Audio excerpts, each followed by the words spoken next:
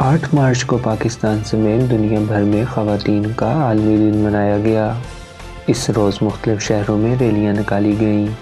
8 مارچ کو یوم نسواں کے موقع پر ترکی کے صدر طیب اردوان نے اپنے خصوصی بیان میں کہا کہ خواتین قربانیوں، محنتوں اور محبتوں کے ذریعے آئندہ نسلوں کی تربیت کر کے پہلی معلم اور درسگاہ کی حیثیت سے دنیا کے مستقبل کو سنوارتی ہیں۔ پاکستان نے عالمی یوم خواتین پر بھارتی مظالم کا شکار کشمیری خواتین کو خراج تحسین پیش کیا۔ ترجمان دفتر خارجہ کا اپنے بیان میں کہنا تھا کہ بھارتی مظالم کا شکار تمام کشمیری خواتین کو خصوصی خراج تحسین پیش کرتے ہیں۔ وزیر خارجہ شاہ محمود قریشی کا کہنا تھا کہ حق خود ارادیت کے لیے برسر پیکار کشمیری خواتین کو سلام پیش کرتا ہوں، جنہوں نے بہادری کی نئی تاریخ رقم کی ہے۔ وزیر اعظم عمران خان نے خواتین کے عالمی دن کے موقع پر اپنے پیغام میں کہا کہ خواتین کا عالمی دن مساوی حقوق اور مواقع فراہم کرنے کے عزم کے اعادے کا دن ہے۔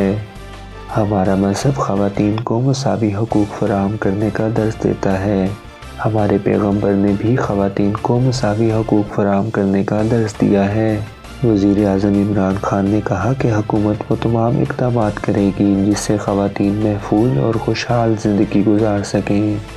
پاک فوج کے سربراہ جنرل قمر جاوید باجوہ نے اپنے پیغام میں خواتین کو خراج تحسین پیش کرتے ہوئے کہا کہ خواتین ہر شعبے میں بڑھ چڑھ کر قوم کی تعمیر میں حصہ لے رہی ہیں۔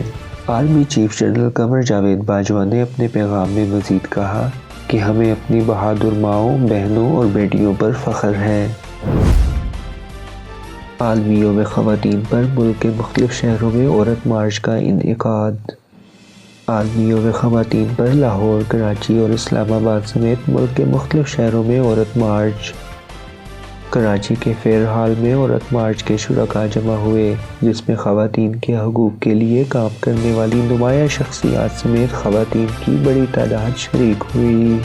اس موقع پر شرکاء نے خواتین کے خلاف منفی سماجی رویوں کے خلاف نعرے لگائے اور خواتین کو حقوق دینے کا مطالبہ کیا۔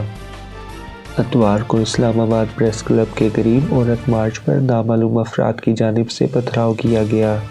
اس دوران ایک دوسرے کے خلاف شدید نعرے بازی بھی کی گئی۔ بعض افراد نے رکاوٹیں عبور کر کے مارچ تک جانے کی کوشش کی۔ سیکیورٹی پر مامور پولیس اہلکاروں نے آگے بڑھنے والوں کو پیچھے دھکیل دیا۔ لاہور میں بھی عورت مارچ کے شرکاء نے پریس کلب سے ایوان اقبال تک ریلی نکالی۔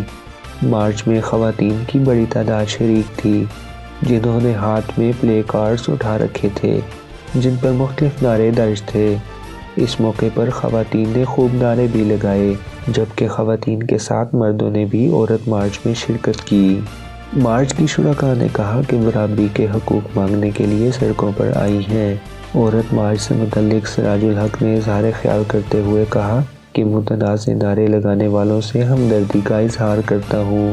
عورت مارچ والی بہنیں خود کو تنہا نہ سمجھیں، میں آپ کے ساتھ ہوں۔ فردوس عاشق اعوان نے کہا کہ بیٹیاں مارچ ضرور کریں، لیکن معاشرتی فساد برپا کرنے والوں کی حوصلہ افزائی نہیں کریں گے۔ عالمی یوم خواتین کے حوالے سے لاہور میں منعقد ایک تقریب سے خطاب کرتے ہوئے فردوس عاشق اعوان نے کہا کہ پاکستان کی خواتین باصلاحیت ہیں، انہوں نے ہر شعبے میں اپنا کردار ادا کیا، ہمیں آج پاکستانی ہونے پر فخر ہے۔ کراچی میں گرنے والی عمارت کے ملبے سے مزید 7 لاشیں برآمد، جاں بحق افراد کی تعداد 27 ہو گئی۔ کراچی کے علاقے گولی مار نمبر 2 میں 4 روز قبل گرنے والی 3 رہائشی عمارتوں کے ملبے میں دبے افراد کو نکالنے کا کام جاری ہے۔ وقت گزرنے کے ساتھ ساتھ ملبے میں دبے افراد کی زندگی کے حوالے سے خدشات بڑھنے لگے ہیں۔